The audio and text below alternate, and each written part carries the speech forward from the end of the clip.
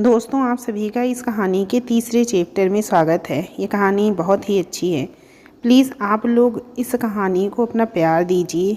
चलिए फिर कहानी का तीसरा चैप्टर पढ़ना शुरू करती हूँ। आकांक्षा सुबह जल्दी उठकर स्नान कर चुकी थी और सुमित अभी भी सो रहा था। तभी दरवाजे पे खटखटाहट हुई। देखा तो बाहर सुमित का सबसे छोटा भाई सोनू खड़ा था। भाभी, अम्मा नीचे बुला रही हैं आपको और भैया को। जल्दी से तैयार होकर नीचे आ जाओ। ठीक है, आते हैं। आज स्कूल नहीं गए सोनू? भैया के ब्याह के लिए छुट्टी ले रखी है, 2 दिन बाद जाएंगे। ब्याह तो हो गया ना, अब क्या काम है तुम्हें घर में? हमारी नई भाभी आई हैं, हम स्कूल चले गए तो उनके छोटे मोटे काम कौन करेगा? ये सुनकर आकांक्षा मुस्कुराने लगी। चलो जाओ, थोड़ी देर में आते हैं। काफ़ी देर तक जगाने के बाद भी सुमित उठने का नाम नहीं ले रहा था। गुस्से से आकांक्षा ने पानी लिया हाथ में और उसके मुंह पर पानी के छींटे मार दिए। सुमित गुस्से से बोला, पगला गई हो क्या? ये भी कोई तरीका है उठाने का? तो क्या करें, कितनी देर से तुम्हें उठा रहे हैं, लेकिन मजाल है कि तुम टस से मस भी हुए हो। तुम चाहती तो प्यार से भी उठा सकती थी। अपने गीले बाल हमारे चेहरे पे बिखरा देती तो हम 2 मिनट में उठ जाते। खैर छोड़ो, प्यार मोहब्बत तुम्हारे बस की बात नहीं है। सोनू आया था बुलाने, अम्मा जी ने नीचे बुलाया है हम दोनों को। हमारे यहाँ ऐसे समय में रसोई में नहीं जाती। तुम अम्मा जी को ये बात बता दो।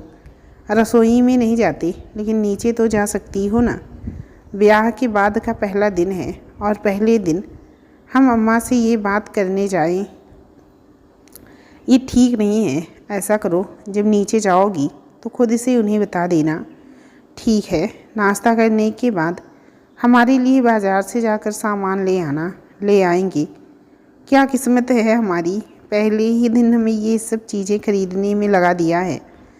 अब तुमसे ना कहें अपनी तकलीफ़ तो किससे कहें? आखिर पति हो हमारे। अभी तक तो हम सिर्फ समाज और धर्म के अनुसार तुम्हारे पति हैं। वास्तविकता में कहाँ बने हैं तुम्हारे पति? तुमसे तो बात करना ही बेकार है। घूम फिर कर सुई एक ही जगह पे आगे अटक जाती है। पहले किसी के मन को तो छुओ, शरीर को छूने के बारे में बाद में सोचना। अभी नहा ले अंकु शर्मा, तुमसे आकर बाद में निपटते हैं। आकांक्षा भी सुमित से बहस करके थक गई थी। चुपचाप जाकर बिस्तर पर लेट गई थी। उसे छूने के लिए सुमित का उतावलापन उसे जरा भी अच्छा नहीं लग रहा था। उसने सोचा था पहले वो उसे जानने की कोशिश करेगा, उसके साथ दोस्ती का रिश्ता कायम करेगा, फिर जाकर पति पत्नी के संबंधों पर पहुंचेगा। लेकिन यहाँ तो कोई बात न चीत, बस हमला करने के लिए तैयार बैठा है। कहीं गलती तो नहीं कर दी सुमित से ब्याह करने के चक्कर में? सुमित के साथ नीचे पहुंची तो सबसे पहले अम्मा जी ने उसकी नज़र उतारी। आकांक्षा के रूप रंग की तारीफ सुमित के सारे रिश्तेदार कर रहे थे। सभी की जुबान पर एक ही बात थी, सुमित के तो भाग खुल गए इतनी सुंदर दुल्हन पाकर। आकांक्षा ने अपनी सास के कानों में धीरे से अपनी समस्या बता दी थी। उन्होंने उसे प्यार से कहा, तुम ऊपर जाकर आराम करो, हम तुम्हारे लिए चाय नाश्ता सोनू के हाथ से भिजवा देंगे। अपनी सास के इस प्यार भरे बर्ताव ने आकांक्षा को थोड़ा सहज कर दिया था। ससुराल में वो ऊपर अपने कमरे में चली गई थी आराम करने के लिए। 10 मिनट बाद सोनू चाय नाश्ता ले आया था उसके लिए। सोनू, तुमने नाश्ता कर लिया क्या? हाँ भाभी। थोड़ा हमारे हाथ से खाओगे? वैसे तो हम खा चुके हैं, लेकिन आपका मन रखने के लिए एक निवाला आपके हाथ से खा लेंगे। आकांक्षा उसे अपने हाथ से खिलाने लगी। तुम्हें देखकर हमें अपने छोटे भाई मुन्नू की याद आ रही है सोनू। रोने काहे लगी भाभी? हमें आप मुन्नू ही समझो। आपको जो चाहिए होगा ना हमसे कहना, हम आपको लाकर दे देंगे बाज़ार से। अच्छा एक बात बताओ भाभी, आप इतनी गोरी कैसे हो? ऐसा लगता है हाथ लगाने पर मैली हो जाओगी। ये सुनकर आकांक्षा मुस्कुराने लगी। पर हम अपनी अम्मा पर गए हैं ना, इसीलिए इतने गोरी हैं। सोनू ने गहरी सांस लेते हुए कहा, काश हम भी अपनी अम्मा पर गए होते तो हम भी गोरे होते। पर क्या करें, हम अपने बाबूजी पर चले गए। उनका रंग थोड़ा काला है ना। रंग से कुछ नहीं होता सोनू, इंसान का स्वभाव अच्छा होना चाहिए। हमें तो तुम्हारा स्वभाव बहुत अच्छा लगा और इस कारण हमें एक ही दिन में तुमसे लगाव सा हो गया है। तुम बहुत क्यूट हो सोनू। सच भाभी? हाँ बिल्कुल। सुमित दरवाजे पे खड़े खड़े सोनू और आकांक्षा की बातें सुन रहा था। उसे आकांक्षा का सोनू से इतने प्यार से बात करना भा गया था। देवर भाभी की बातें ख़त्म हो गई हों तो हम अंदर आ जाएं? अरे आओ ना भैया, आप ही का तो कमरा है। आप नहीं थे ना, इसीलिए हम भाभी का टाइम पास कर रहे थे। सोनू जल्दी से आकांक्षा की प्लेट लेकर नीचे भाग गया था। बहुत ही प्यारा है सोनू। है तो प्यारा, उसका बड़ा भाई भी, लेकिन तुम्हें दिखता कहाँ है। ये लो तुम्हारा सामान, देख लो जो मंगाया था वही लाए हैं कि नहीं। आकांक्षा थैली खोल कर देखने लगी। सारा सामान देखते ही माथा पकड़ लिया। क्या हुआ? माथा का ही पकड़ लिया? सामान तो तुम ठीक लाए हो, लेकिन साथ में ये क्या ले आए? अब कॉस्मेटिक की दुकान पे गए थे, वहाँ दिख गया तो ले आए। 5 दिन बाद इसकी ज़रूरत पड़ेगी ना, तुम्हारी सुरक्षा के लिए ही तो है। प्यार मोहब्बत के चक्कर में बच्चों की लाइन थोड़ी ना लगा देंगे। और वैसे भी अभी अभी नया नया ब्याह हुआ है, हमें इतनी जल्दी बाप बनने में कोई दिलचस्पी नहीं है। तुम्हें कैसे समझाएं सुमित कि किसी के तन को छूने से पहले उसके मन को छूना ज़रूरी है। आकांक्षा ने वो पैकेट सुमित की तरफ फेंकते हुए कहा। ब्याह की रात को पति अपनी पत्नी को उपहार देता है जो उसे जीवन भर याद रहता है, और तुम ये उठाकर ले आए हो। सुमित ने वो पैकेट उठाकर जेब में रख लिया। पैसे लगे हैं इसमें हमारे, और तुम इसे फेंक रही हो। अभी तुम्हें इसकी कीमत समझ नहीं आ रही, 5 दिन बाद समझ जाओगी। तुमसे बहस करना बेकार है सुमित, हमारे मन को तुम कभी नहीं समझ पाओगी। आकांक्षा गुस्से से चादर ओढ़ कर लेट गई थी। सुमित मन ही मन मुस्कुरा रहा था। उसे मज़ा आ रहा था आकांक्षा को परेशान करने में। ये चंपू तुम्हारी सारी अकड़ निकाल कर रहेगा अंकुश शर्मा। मोहलत के वो 5 दिन पलक झपकते ही बीत गए थे। आकांक्षा को समझ नहीं आ रहा था वो सुमित को रोके तो कैसे रोके अपने करीब आने से। इसीलिए सुबह होती ही वो जल्दी से नहा धोकर नीचे चली गई थी अपनी सास के पास। उसे सुबह रसोई में देखकर सासू माँ खुश हो गई थी। मन ही मन सोच रही थी बहू कितनी जिम्मेदार है, अपनी सारी जिम्मेदारियों को बखूबी समझ रही है। आज उसकी पहली रसोई थी। वो सुबह का सारा नाश्ता बनाने की कमान उसके हाथों में सौंप गई थी। नाश्ते में सूजी का हलवा, आलू पूरी की सब्जी बनाने के लिए कहा गया था। इधर आकांक्षा रसोई में अपनी परीक्षा देने में लगी थी। इधर सुमित उठते ही बिस्तर पर अपनी अंकु को ढूंढ रहा था। उसने ऊपर से आवाज़ लगाई उसके नाम की तो पता चला वो रसोई में पूरियां तल रही हैं। उसने मन ही मन सोचा, चलो कुछ तो अकल है, बिना कहे खुद से रसोई में पहुंच गई है। देखते हैं घर का कुछ काम वाम आता भी है कि नहीं। सुमित नहा धोकर नीचे पहुंचा तो आकांक्षा उसकी अम्मा के साथ मंदिर में भोग लगा रही थी। अपनी पहली रसोई में बने खाने का भगवान को भोग लगाने के बाद सबको नाश्ता परोसा गया। बाबूजी ने तो खाने का पहला निवाला खाते ही जेब से 1000 रुपये निकालकर आकांक्षा के हाथ में थमा दिया। वाह, गजब बना है आज का नाश्ता, इसने तो हलवाई को भी मात कर दिया है। उसके दोनों छोटे भाई सोनू और मोनू भी बोले, भाभी एक नंबर बना है आज का नाश्ता। अम्मा ने भी तारीफों की पुल बांधते हुए आकांक्षा के हाथ में 500 रुपये थमा दिए थे। अब सब सुमित की तरफ देख रहे थे कि आखिर वो क्या देता है नेग में अपनी दुल्हनिया को। अंकु खाना तो बहुत ही बढ़िया बनाया है, तुम्हारा उपहार कमरे में रखा है, बाद में देंगे तुम्हें। ये कहते हुए सुमित ने धीरे से आंख मारी उसे, और आकांक्षा गुस्से से उसे आंखें दिखाने लगी। वो समझ गई थी उसने क्या उपहार रखा है। 5 दिन खत्म हो चुके हैं और अब उस पैकेट के उद्घाटन का दिन आ गया था। सुमित कमरे में उसका इंतज़ार करता रहा, लेकिन आज वो अपनी सास का घर के कामों में हाथ बटाती रही तो कभी सोनू मोनू को पढ़ाई में व्यस्त हो गई। सुमित समझ गया था आकांक्षा की चालाकी, लेकिन वो ये सोचकर शांत था कि चिड़िया जाएगी कहाँ, लौट कर तो वापस कमरे में ही आएगी। रात को आकांक्षा के कमरे में आते ही सुमित जानबूझकर आंखें बंद करके लेट गया था। उसे सोता हुआ देख आकांक्षा ने राहत की सांस ली और वो कपड़े बदलने गुसलखाने में चली गई। सुमित झट से उठा और उसने बाथरूम की लाइट बंद कर दी और दरवाजे के पीछे खड़ा हो गया।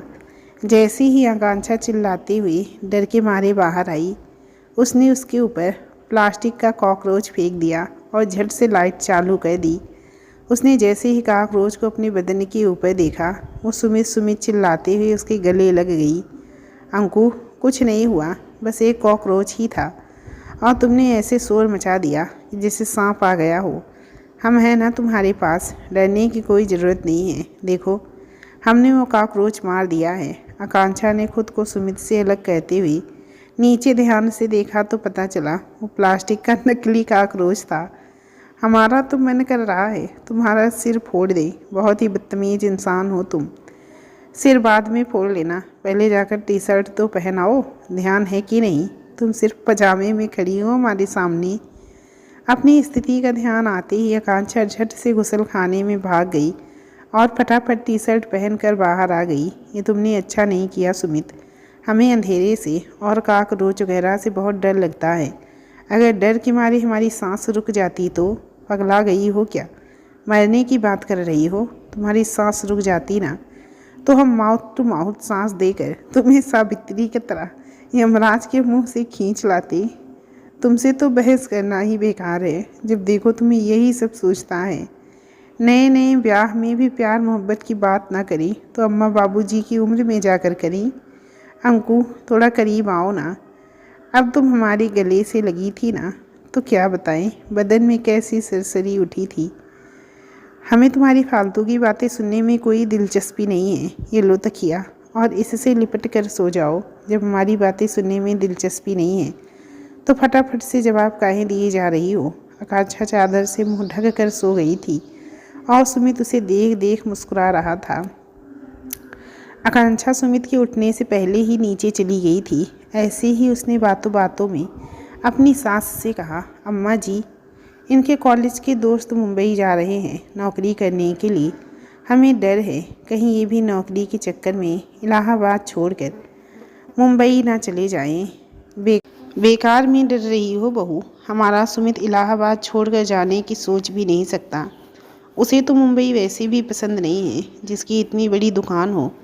भला वो क्यों किसी की नौकरी बजाएगा? उसके लिए पैसे से ज़्यादा ज़रूरी उसका घर परिवार है। ये सुनते ही आकांक्षा समझ गई थी कि सुमित ने उससे मुंबई को लेकर झूठ बोला है। वो बहाना बनाकर अपने कमरे में चली गई और तकिए में मुंह छुपा कर रोने लगी। हमसे ब्याह करने के लिए तुमने जो जाल फैलाया था ना, मुंबई का सुमित शर्मा, उसमें हमने तुम्हें उलझाया नहीं तो हमारा नाम भी अंकु मिश्रा नहीं। तुम देखते जाओ अब हम क्या करते हैं। रसोई का काम निपटा कर रात को आकांक्षा आई तो देखा सुमित सो रहा था। उसने उसे ज़ोर से हिलाते हुए कहा, सो रहे हो या फिर सोने का नाटक कर रहे हो? आराम से भी तो पूछ सकती थी ना। इतनी ज़ोर से काहे हिलाकर पूछ रही हो? चेक कर रहे हैं कि तुम कहीं फिर से नाटक तो नहीं कर रहे हो। पता चले हम कपड़े बदलने जाएं गुसल खाने में और तुम फिर से कोई शरारत कर दो। पागल हैं क्या जो रोज़ रोज़ शरारत करेंगे? गुसल खाने में कपड़े बदलने काहे जा रही हो? हमने जो देखना था वो देख चुके हैं, अब खुद को हमसे छिपा कर क्या फ़ायदा। बकवास बंद करो। ये बताओ हम मुंबई कब जा रहे हैं? मुंबई जाने का विचार बदल दिया है। अम्मा बाबूजी चाहते हैं हम यहीं रहकर दुकान संभालें। बाबूजी की भी उम्र हो चुकी है, उन्हें हमारी ज़रूरत है। तुम भी बहुत अच्छे से घर को संभाल रही हो। अम्मा तुम्हें बहू के रूप में पाकर खुश हैं। बेकार में मुंबई जाकर क्या करेंगे? आकांक्षा ने सुमित के पास आकर उसके कान में धीरे से कहा, हमें ये डर है कि अच्छी बहू का फ़र्ज निभाने के चक्कर में कहीं हम अच्छी पत्नी का फ़र्ज निभाने से ना चूक जाएं। मतलब क्या है तुम्हारा? दरअसल हमने मन्नत मांगी थी भगवान से, जब तक तुम्हारी मुंबई में नौकरी नहीं लगेगी हम वहाँ चले नहीं जाएंगे। तब तक हम तुमसे दूरी बना कर रखेंगे। सच कह रही हो या हमें पागल बना रही हो? हमारा भी नया नया ब्याह हुआ है, कुछ जज्बात तो हमारे अंदर भी होंगे ना, ब्याह की पहली रात को लेकर। लेकिन तुम्हारे मुंबई ना जाने के फैसले ने हमारे अरमानों पर पानी फेर दिया है। खैर छोड़ो, तुम्हें जो सोचना है वो सोचो, अब तुम्हारी सोच को नहीं बदल सकती। बस हम इतना चाहते हैं कि हमारा सुमित अपने बलबूते पर कुछ करके दिखाए, ना कि अपने बाबूजी की दुकान के दम पर। अपने बाबूजी से अलग भी तुम्हारा कोई अस्तित्व है कि नहीं, या फिर तुम भी उन लोगों में से हो जो खुद कुछ करते नहीं हैं और बाप की कमाई पर ऐश करते हैं। दुकान ही संभालनी थी तो बेकार में कॉलेज की फीस काहे भरी। एक बात कहीं, हमें लगता है तुमने हमसे ब्याह करने के लिए मुंबई जाने का बहाना बनाया था। तुम्हारी कभी भी कोई योजना नहीं थी मुंबई जाने की। साफ साफ शब्दों में कहे तो तुमने हमें धोखा दिया है सुमित। तुमने ब्याह हमें पाने के लिए किया था ना। आज हम तुम्हारी हर इच्छा को पूरी करेंगे अपना फर्ज मानकर। जानते हैं हमारी मन्नत, हमारा वचन झूठा पड़ जाएगा भगवान के सामने, लेकिन वो जो भी हमें दंड देंगे वो हम भोग लेंगे। तुम्हें हमारा शरीर चाहिए ना। लो, आज हम तुम्हें खुद को सौंपते हैं। आकांक्षा ने अपनी साड़ू का पल्लू हटाया ही था कि सुमित ने उसे रोक दिया। ये क्या पागलपन लगा रखा है तुमने। प्रेम करते हैं तुमसे, प्रेम का अर्थ समझती भी हो कि नहीं। हाँ, मानते हैं कि हमने झूठ बोला था, लेकिन तुमने कौन सा हमारे प्रेम में पड़कर हमसे ब्याह किया है। तुमने भी तो मुंबई का नाम सुनकर ही हमसे ब्याह किया था। हमने इसीलिए ब्याह के लिए हाँ की, क्योंकि हमें लगा किसी अनजान व्यक्ति से ब्याह करने से तो अच्छा है हम जिसे जानते हैं उससे ब्याह कर लें। रही बात मुंबई जाने की, तो इसमें गलत क्या है। वैसे भी मुंबई जाने की बात तुमने कही थी, हमने नहीं। हम मुंबई जाना चाहते हैं, ये बात तो तुम पहले से जानते थे। खैर, अब हम कोई बहस नहीं करना चाहते।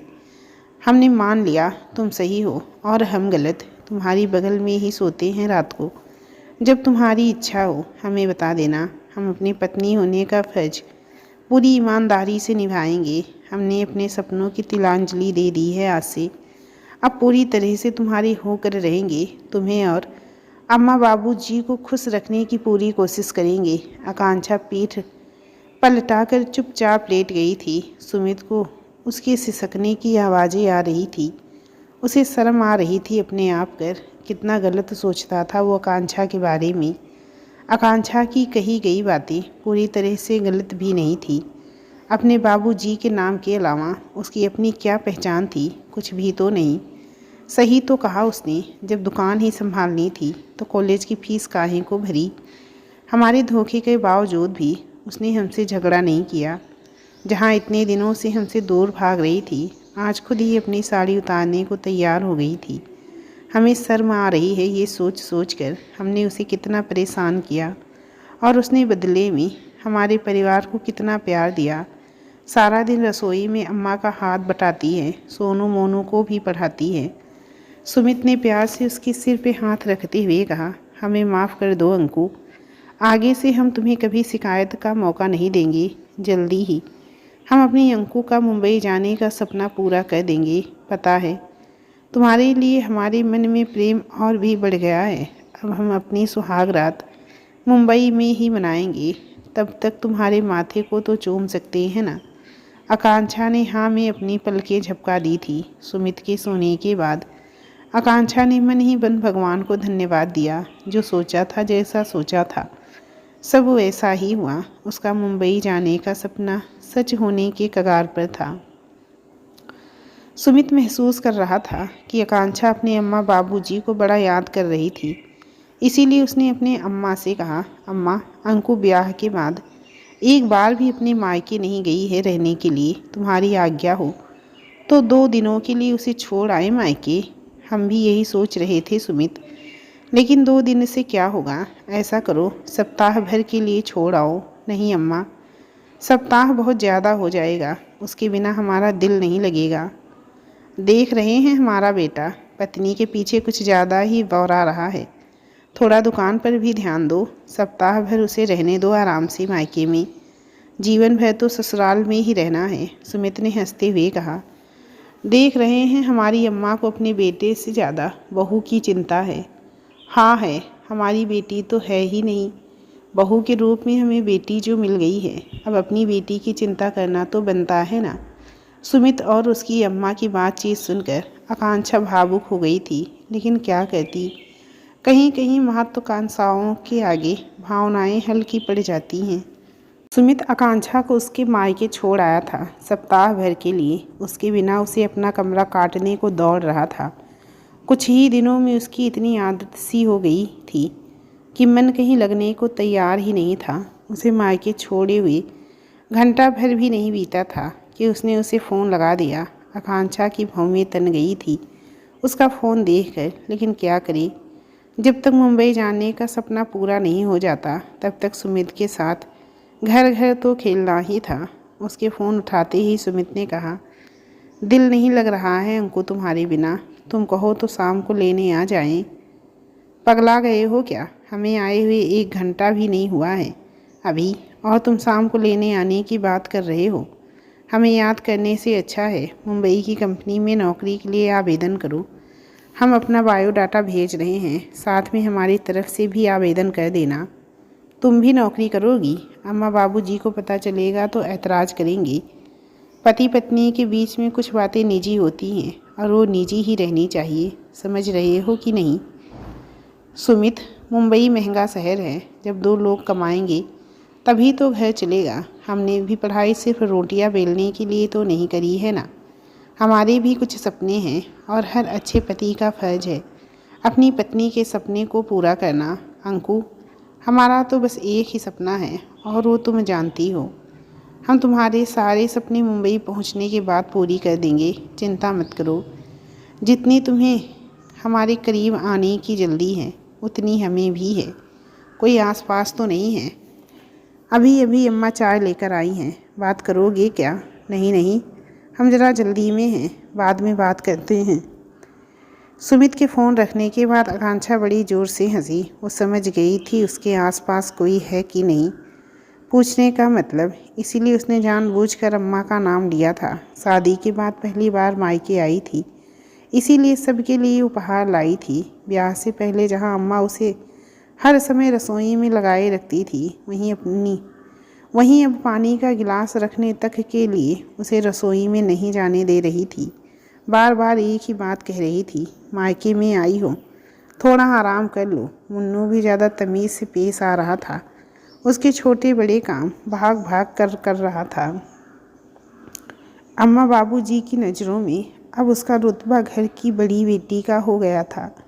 आकांक्षा मन ही मन सोच रही थी, चलो ब्याह का कुछ तो फ़ायदा हुआ। पहले की अपेक्षा मायके में इज्जत बढ़ गई है। खैर, अंकु मायके में वक्त बिताने से ज़्यादा किसी और ज़रूरी काम से आई थी और इस बारे में उसने किसी को नहीं बताया था, यहाँ तक कि अपनी पक्की सहेली बबीता को भी नहीं। आकांक्षा ने ब्याह से पहले कुछ ज़रूरी कानूनी कागजात बनवाए थे जिसके इस्तेमाल का अब सही समय आ गया था। उन्हें उन कागजात पर सुमित से हस्ताक्षर चाहिए थे, लेकिन समस्या ये थी कि उसे बिना बताए उसके हस्ताक्षर उन कागज़ों पर लिया कैसे जाए। खैर, तिकड़मबाज तो थी ही आकांक्षा। उसे अच्छे से मालूम था सुमित को कैसे बेवकूफ़ बनाया जा सकता है। उसने कमरे का दरवाज़ा अंदर से बंद किया और अपने पलंग के नीचे बने बॉक्स से वो कागज़ निकाल लिए और साड़ी में लपेट कर रख दिया। अगले दिन बबीता उससे मिलने आ गई थी, ब्याह की रात की सारी जानकारी लेने के लिए। कैसी हो अंकु? कैसे गुजर रहे हैं हमारे जीजा जी के संग दिन तुम्हारी? ज़्यादा जीजा जीजा मत करो, सुमित कहकर बात करो चुपचाप। ब्याह की रात को क्या क्या हुआ, कुछ हमें भी तो बताओ। अभी तक तो कुछ नहीं हुआ है। वो भी चैन से सो रहा है और हम भी। बबीता आंखें बड़ी बड़ी करके आकांक्षा की ओर देखने लगी। ऐसे मत देखो, उसने कसम खाई है जब तक उसकी मुंबई में नौकरी नहीं लग जाती तब तक वो हमें छुएगा नहीं। उसे अपनी सुहाग रात मुंबई में मनानी है। अब पति की इच्छा का मान तो रखना पड़ेगा ना, ज़बरदस्ती तो नहीं कर सकते ना उसके साथ हम। हमें तो ये बात कुछ हजम नहीं हो रही है अंकु। वो तो तुम्हारे पीछे पहले से ही बावला बना घूम रहा था। इतने दिन इंतज़ार करना उसके बस की नहीं है। कहीं ये कसम वाली बात तुमने तो नहीं खाई है उसे अपने से दूर रखने के लिए और नाम उसका लगा रखी हो? तुमने तो वैसे भी ब्याह उससे मुंबई जाने के लिए ही किया है। बबीता, हम इतने भी बुरे नहीं हैं जितना तुम हमें समझ रही हो। ब्याह के पीछे जो भी वजह रही हो, लेकिन है तो वो हमारा पति ही। प्यार करती हो तुम सुमित से? फ़िलहाल तो नहीं, लेकिन इतना कह सकते हैं वो दिल का बुरा इंसान नहीं है। बाकी उसके घर वाले भी सभी बहुत अच्छे लोग हैं, हमें वहाँ कोई तकलीफ़ नहीं है। अंकु, जब वो लोग इतने अच्छे हैं तो तुम भी उनके साथ अच्छी बनकर रहना। हम बस इतना जानते हैं कि सुमित तुम्हें प्रेम करता है, उसके प्रेम का मान रखना। तुम्हें नहीं लगता तुम बहुत चिंता करती हो हमारे पति की? प्यार तो तुम उससे करती नहीं हो, तो फिर जल काहे रही हो? तुमसे हम भला क्यों जलेंगे? तुमसे हमें कोई डर नहीं है बबीता। आकांक्षा ने ये बात जिस तरह से कही थी, बबीता के मन को आहत कर गई थी। अनजाने में ही आकांक्षा ने आज फिर ये एहसास दिलाने की कोशिश की थी कि सुंदरता को बदसूरती से कभी डर नहीं लगता। बबीता आकांक्षा जितनी सुंदर तो नहीं थी, लेकिन वो बदसूरत भी नहीं थी। गहरे रंग का होने का अर्थ बदसूरती नहीं होता। जब किसी को किसी से सच्चा प्रेम हो जाए तो बदसूरत इंसान भी अपने आप खूबसूरत लगने लगता है। वक्त पर किसका जोर चला है, किस्मत बदलनी हो तो चुटकियों में बदल जाती है। कई बार सीरत सूरत पर भारी पड़ जाती है। 7 दिन पूरे होते ही सुमित आकांक्षा को मायके से अपने घर ले आया था और कमरे में घुसते ही पहले उसने उसे कसकर गले से लगाया था। सब इतना अचानक हुआ कि आकांक्षा को उसे रोकने का मौका ही नहीं मिला। पता है हमने तुम्हें कितना मिस किया। हम नहीं जानते तुम हमसे कितना प्यार करती हो, लेकिन हम तुमसे बहुत प्यार करते हैं अंकु। अच्छा ठीक है, अब छोड़ो हमें। किसी ने हमें ऐसे देख लिया तो कोई क्या कहेगा? जो भी देखेगा यही कहेगा कि सुमित अपनी पत्नी के प्रेम में बावला हो गया है। हमें पसंद नहीं है अपने प्रेम का प्रदर्शन यूँ खुलेआम करना। हर चीज़ का एक वक्त होता है। हम परिवार के साथ रहते हैं, अकेले नहीं। जो जब चाहे एक दूसरे से लिपट जाएं। मान मर्यादा भी कुछ चीज़ है कि नहीं? सहमत हैं तुम्हारी बात से। सुमित की गिरफ्त से छूटते ही आकांक्षा ने राहत की सांस ली और अलमारी में अपने कपड़े जमाने लगी। तुमने नौकरी के लिए आवेदन किया कि नहीं सुमित? कह दिया है अंकु, अपना भी और तुम्हारा भी। कुछ ही दिन बाद सुमित और आकांक्षा का MCA का रिजल्ट भी आ गया था। सुमित ने कॉलेज में टॉप किया था। आकांक्षा भी अच्छे नंबरों से पास हो गई थी, जबकि बबीता सिर्फ पास ही हुई थी। आकांक्षा ने सुमित के कॉलेज में टॉप करने की खुशी में सारा खाना खुद बनाया था और उपहार में उसके गाल पर अपने प्रेम की निशानी भी छोड़ दी। इतनी खुशी तो सुमित को अपने कॉलेज में टॉप करने की नहीं थी जितनी आकांक्षा से मिले उपहार की थी। उसके मन में आकांक्षा के लिए प्रेम दिन प्रतिदिन बढ़ता ही जा रहा था। आखिर बढ़ता भी क्यों नहीं? उसने उसके घर को और उसे अच्छे से जो संभाल लिया था, ऐसा लगता ही नहीं था जैसे वो इस घर की बहू हो। एकदम बेटी की तरह उसके परिवार का ख्याल रखती थी। जहाँ वो पहले उसकी सूरत पर फिदा था, अब उसकी सीरत भी उसे प्रभावित करती जा रही थी। सुमित और आकांक्षा को इंटरव्यू के लिए फ़ोन आने शुरू हो गए थे।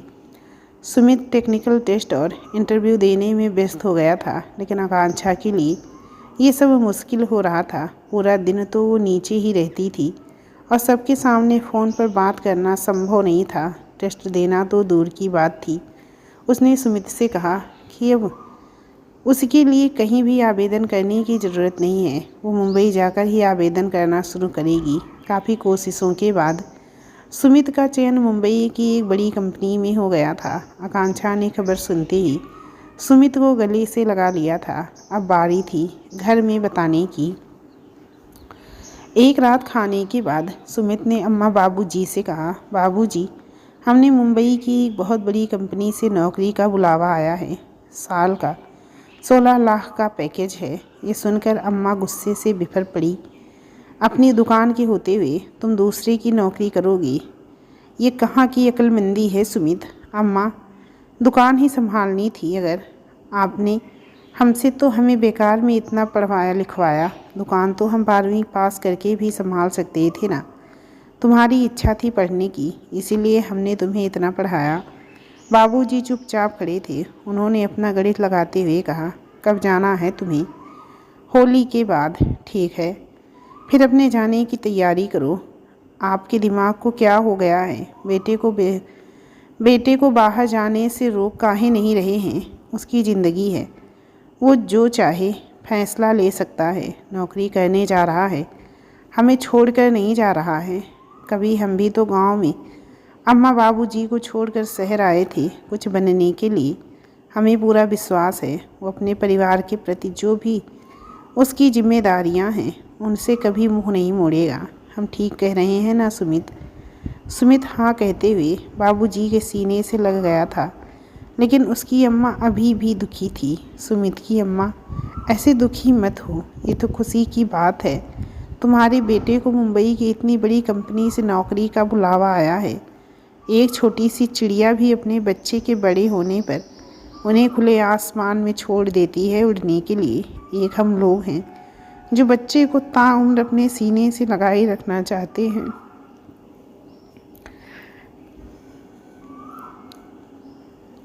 उन्हें कभी बड़ा ही नहीं होने देते। सुमित और आकांक्षा की अपनी ज़िंदगी है, वो जैसा चाहते हैं उन्हें वैसे जीने दो, उड़ने दो उन्हें खुले आसमान में, ज़िंदगी का सामना करने दो। बाकी हम तो हैं ही उनके साथ हमेशा।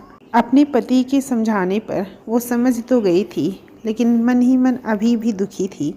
आकांक्षा बाबू जी की सोच से इस हद तक प्रभावित थी कि उसकी आंखों से आंसू छलक आए थे। ऐसी सोच तो खुद उसके अम्मा बाबूजी की भी नहीं थी। सच कहें तो उसे ना अपने ससुराल वालों से कोई शिकायत नहीं थी और ना ही सुमित से। उसे बस अपने सपनों के पूरे होने से मतलब था, जो तेज़ रफ्तार से पूरा हो रहा था। देखते ही देखते होली भी आ गई थी। उसे बचपन से ही होली खेलने का ज़्यादा शौक़ नहीं था।